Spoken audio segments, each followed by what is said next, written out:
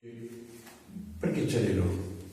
Això t'ha vingut, estava aquí, de fet no hi ha molt ull de llebre en aquesta zona, tradicionalment s'ha plantat una mica per vendre alguns cellers que necessitaven aquest producte. El Xarel·lo perquè és la varietat que jo sempre he tingut, que m'ha donat al meu voltant, és una varietat que ens ha acompanyat. El que passa és que per mi també era una gran desconeguda, perquè jo començo a treballar amb la Xarel·lo, hi ha un altre projecte en el que estava, i jo vaig plantejar com una mena de projecte de recerca, és a dir, què ens pot donar aquesta varietat, no? Hi ha la possibilitat de deixar que la vinya comenci a trepar una altra vegada? D'això en parlem molt, parlo amb enòlegs, amb viticultors i això, i és que la biodinàmica a mi el que m'ha portat és això, a reconèixer el cep. Ostres, les vinyes, per molt ecològiques, per molta coberta, per molta biodiversitat, un cep darrere l'altre. És com, quasi ho veig ara com una granja intensiva d'aquests animals, no? Una fàbrica.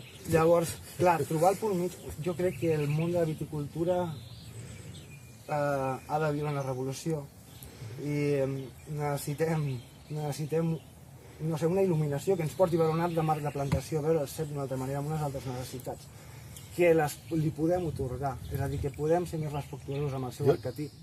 Quants diferents ancestrals teniu en aquell moment? Poden ser amb raïm negre, poden ser amb raïm blanc, òbviament. Com és això?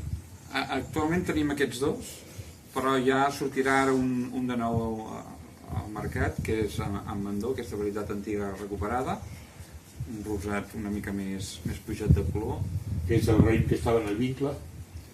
Una part estava en el vincle, i sí. I ara hem reempaltat una vinya amb Mandó, i aquest any doncs ja tindrem bastant més de Mandó que podrem fer. Ahora enseñar al Miquel cómo se esporga una cepa. A ver, ¿cómo se esporga una cepa? Esto no ha aprendido muchas cosas, pero esporgar no lo han enseñado. ¿Qué vos dices que no lo han enseñado? Ahora es sacar estos pámpanos que hay debajo de la uva. Esta es la práctica de la esporga. Ya tenemos las uvas, que estas de aquí una semana, 10 días, van a empezar a florecer.